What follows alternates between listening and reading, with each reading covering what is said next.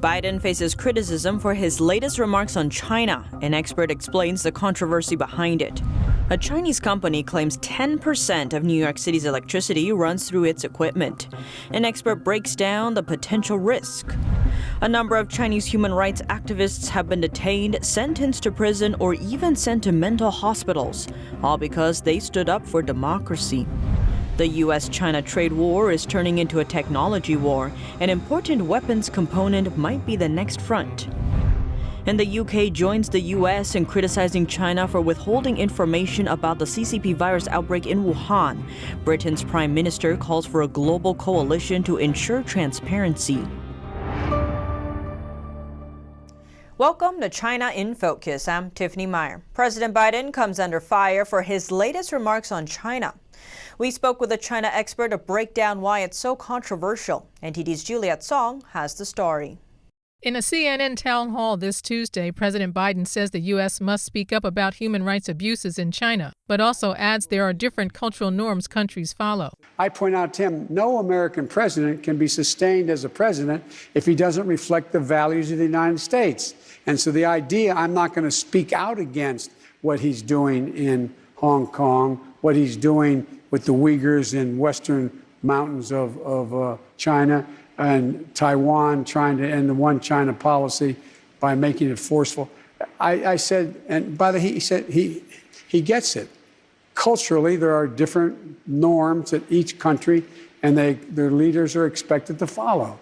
This comes after the host asked him whether he talked about the Chinese Communist Party or CCP's human rights abuses against Uyghurs with CCP leader Xi Jinping. The U.S. designated the CCP's abuses against the Uyghur Muslim population a genocide. The CCP's abuses include mass detention and forced sterilization. A China affairs expert says President Biden's remarks on different cultural norms echoes Beijing's propaganda. He says the CCP has always been glorifying its human rights abuses. But in fact, just like the idiom "a wolf in sheep's clothing," the Chinese Communist Party has always been the wolf. Take the mass detention of Uyghurs, for example. While many in the West call them concentration camps, the CCP calls them education training centers. Party propaganda says the centers help Uyghurs get rid of extremist and terrorist thoughts. But camp survivors describe forced labor and systematic sexual abuses against women in the camps. They say officials there forced them to sing songs that praise the CCP and criticize their Muslim belief. Human rights activists say the Chinese regime has been trying to wipe out the Uyghur culture. Measures include forcing Uyghur Muslims to eat pork and drink alcohol and forcing sterilization on Uyghur women in order to limit the size of the ethnic population. Juliet Song, NTD News. A Chinese company claims their equipment processes 10% of New York City's electricity. An expert told NTD about some alarming consequences that could happen if the equipment is tampered with. But the risk doesn't stop there. NTD's Juliet Song has more. Potential risks posed by Chinese equipment are back in the spotlight. That's as a Chinese company claims its gear supports 10% of New York City's electricity. A security expert with decades of experience in the energy industry is ringing the alarm. He says if the Chinese equipment is compromised, the city could see a partial blackout. Not only that. You're talking about not only 10% directly of the power coming into New York, but that's going to affect the other 90% because they're going to have to, in a sense, make up for that 10%. And they may not be capable of doing that. The equipment in question is called a power transformer. Despite the name, they're not alien technology found in sci-fi films, but critical devices in America's national power grid. Without them, the electricity we need couldn't be delivered to homes and businesses. Chinese company JSHP sold a power transformer to a power plant in New Jersey. That plant powers at least 500,000 homes in New York City. The company made headlines last year. That's after federal officials seized one of its power transformers. Authorities later sent the equipment to a lab that investigates national security threats. Weiss alleges before this incident, a U.S. utility company bought a Chinese-made transformer and found something unexpected. They found extra electronics in it that should not have been there. It's unclear how the device affects the transformer. The concern here is that where that equipment was installed, There is no data to steal. The only thing it would be there for is really either to damage the transformer or to affect the operation of the electric grid. That is a very, very big problem. And the concerns don't stop there. Wise says if a power transformer breaks down, it can take a long time to get a new one in place. So this isn't like if something breaks, you go to Home Depot and get another. If there's a problem here, you're talking potentially a year without this. At least 200 Chinese power transformers are sitting in the U.S. power grid system right now. Wise says the government should tighten regulations and check for hardware backdoors in the Chinese gear.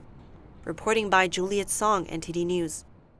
As ties between the U.S. and China deteriorate, the trade war is turning into a technology war. Beijing's latest move suggests national defense might be the next front. NTD's Becky Zhou has the latest. China is trying to reduce exports of rare earth minerals to the U.S. The material is crucial to creating equipment used by the U.S. military. Rare earth minerals refer to 17 chemical elements used in everything from smartphones to military equipment and even fighter jets. The Financial Times says China controls about 80% of the global supply of rare earth minerals. A recent Congress report says each F-35 fighter jet requires over 900 pounds of rare earth minerals. The U.S. is now restarting companies that mine and process rare earth metals to help reduce American dependency on China. A national defense expert advises the government to bring supply chains back to the U.S. What the United States needs to do is cut the flow of capital to China, redirect those flows of capital into the United States to rebuild infrastructure, rebuild our manufacturing base. President Biden says he plans to invest in America's infrastructure over the coming year. Becky Zhou, NTD News. The editor-in-chief of Chinese state-run media Global Times said on Tuesday that the Chinese regime has indeed considered the possibility of launching a so-called rare earth war against the U.S. This would mean the end of rare earth exports to the U.S. But he also added, saying the CCP and the U.S. have not yet come to a full-scale confrontation, so there is no need for the regime to launch such a war. The stock of a Chinese drone company takes a dramatic plunge, a whopping 60% within a single day. This comes after a report accuses the company of lying about their revenues. The shares of Chinese drone manufacturing company Ehang Holdings plunged by over 62% on NASDAQ on Tuesday. This is believed to be caused by a report by an investment research firm. Wolfpack Research released the damning report. Wolfpack specializes in short selling or betting that shares will fall. They say Ehang is an elaborate stock promotion based on largely fake revenues, sham sales contracts, and lies. They say that Ehang is, quote, destined to crash and burn. Wolfpack says it gathered extensive evidence including behind-the-scenes photos, recorded phone calls, and videos of Ehang offices. These led Wolfpack to believe Ehang's main customers signed sham sales contracts to benefit itself. Ehang, on the other hand, responded by saying the report is erroneous and unsubstantiated. The Chinese drone maker also says it complies with NASDAQ regulations. Ehang made its U.S. debut in late 2019. For Chinese people, Lunar New Year is a holiday about family reunion. But many people in communist China were unable to celebrate with families this year. Many of them are human rights activists imprisoned for their activities. At least 4 Chinese women were sentenced to prison or sent to psychiatric hospitals by the CCP in the past year. Li Yanli was sentenced to 4 years in prison in April 2020 for posting online in support of democracy and freedom. Jiang Zhan was sentenced to 4 years in prison in December 2020 for reporting on the CCP virus pandemic in Wuhan. Gen Xiaonan got 3 years in prison for speaking out for dissidents. Dong Yaoqiong was sent to a psychiatric hospital for the 3rd time last year. She splashed ink on a poster of CCP head Xi Jinping in public. Artist Zhang Dongning has been detained since 2019. Her comic series satirized some bad behavior among Chinese people, including those of young Chinese internet users who are easily outraged by negative portrayal of the regime. The latest woman to be detained is Li Qiaochu. Earlier this month, she was taken away by police for so-called subversion of state power. She spoke out publicly for her boyfriend, a human rights lawyer who was sentenced to prison. A Chinese mother posted a video recently asking for help for her son Li Ling. The communist regime sentenced Li to 4 years in prison for posting online about the situation in Xinjiang. The mother says in the video that Li has been forced to wear shackles for 3 years. Li was a software engineer in the northeastern city of Shenyang. Back in 2018, he used a special software to get around China's internet blockade and post it on Twitter. His posts say things like, "There are many police stations in Xinjiang. Some mosques have their signs demolished. The internet speed in Xinjiang is bad, and the official policy in Xinjiang doesn't work out and escalates conflicts between different ethnic groups." Soon, the CCP accused Li of using banned social media platforms to, quote, criticize state policies and attack the leadership. Li was then sentenced to 4 years in prison. All sorts of theories have been floating around as to why Chinese billionaire Jack Ma is getting targeted by the CCP recently. His Ant Group's ambitious IPO was called off. He himself was summoned by regulators and even disappeared from the public eye for a while. Some say it's because fintech companies like Ant Group are posing too many risks to China's financial market. Others say his speech last year, mocking China's financial market, angered authorities. China does not have any systematic financial risk because Chinese finance basically does not have a system. China has a risk called the lack of a financial system. But the latest theory suggests other, more complex reasons. The Wall Street Journal reported that Jack Ma's company was actually helping funnel wealth to the hands of political rivals of CCP leader Xi Jinping. Through layers and layers of opaque investment vehicles, parts of Ant Group's capital end up in the hands of Alvin Jiang. He is the grandson of former Communist Party chair Jiang Zemin. Jiang Zemin came into power following the 1989 Tiananmen Square massacre and replaced his more reform-minded predecessor, who was more sympathetic towards the student protesters. His grandson, according to a report by Hong Kong media, has been trying to achieve political ambitions. That's by first accumulating power in China's internet and financial industries. And this concerns current CCP leader Xi Jinping a lot. Alvin Jiang's Boyu Capital is one of the earliest investors of Ant Group. It was set to make a huge profit from potentially the biggest IPO in history before Xi Jinping squashed it. In communist China, it's hard for big businesses to not get involved in politics. They often end up becoming money-making tools for different factions of the CCP. A fire breaks out inside one neighborhood, but several ended up in the hospital after firefighters couldn't get there in time.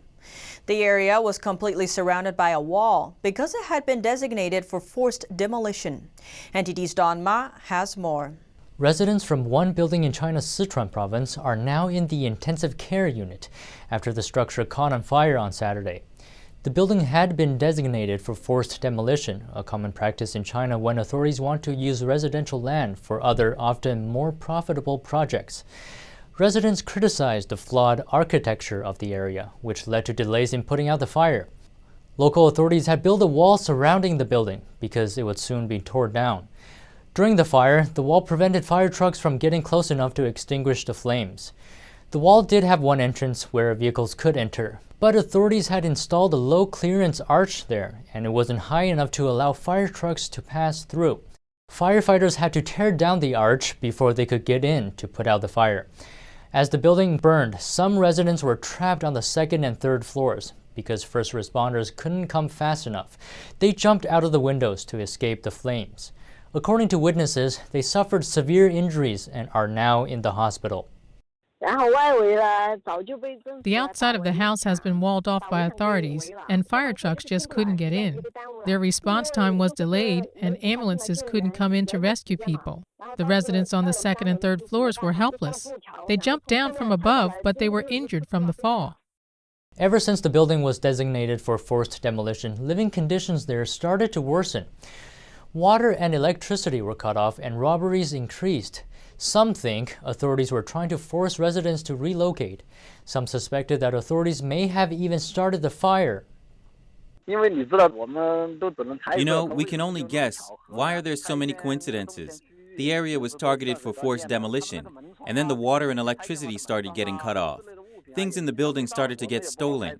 We can't say for sure, but maybe it's the authorities doing this to force us to move out. Authorities have yet to announce the cause of the fire. Don Ma, NTD News. World powers should clinch a global treaty on pandemics to ensure transparency. This, according to British Prime Minister Boris Johnson. When asked who he holds responsible for the lack of transparency regarding the virus origins, Prime Minister Johnson pointed to Beijing.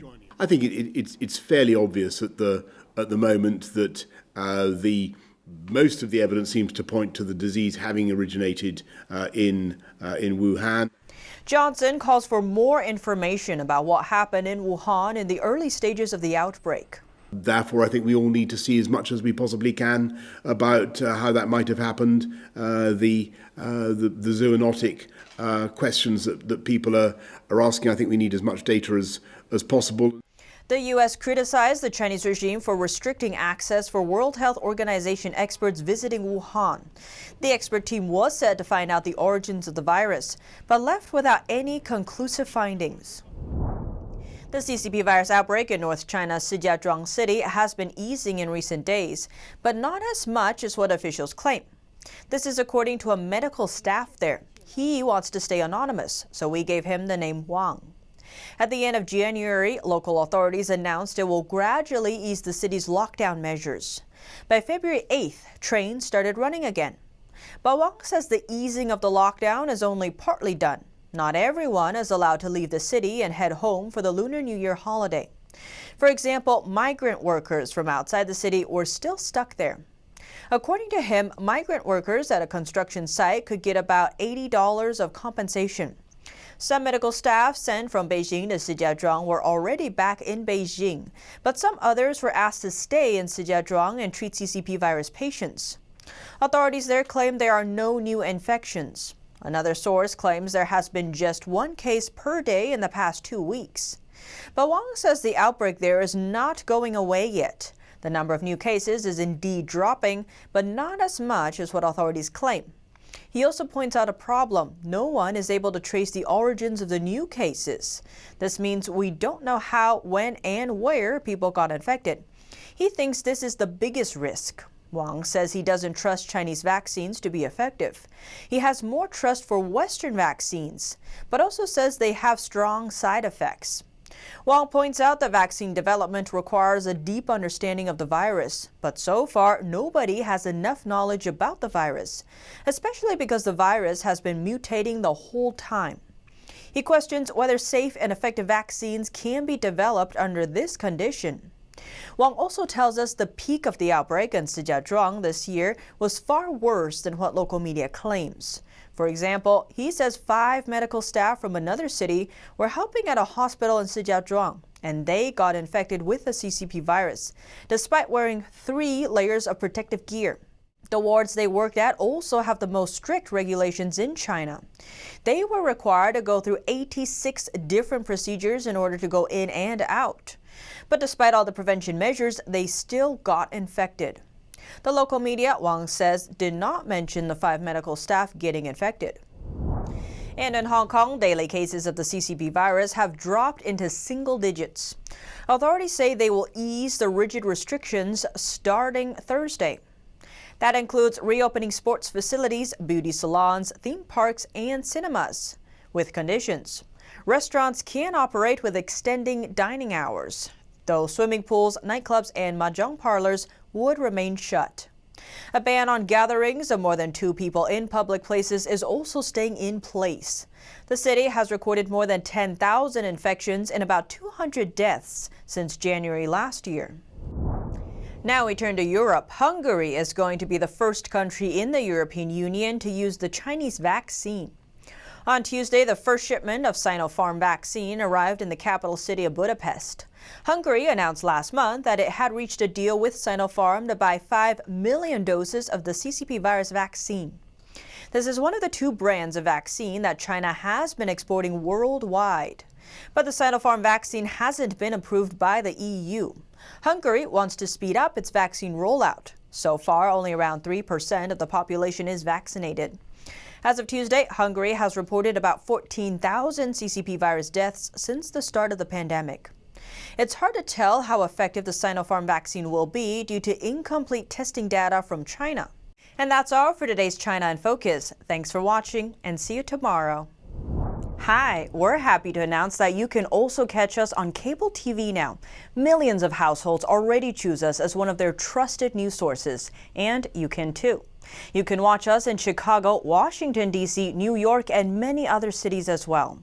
And if your system doesn't carry NTD yet, you can just give them a quick call and request NTD on your cable provider.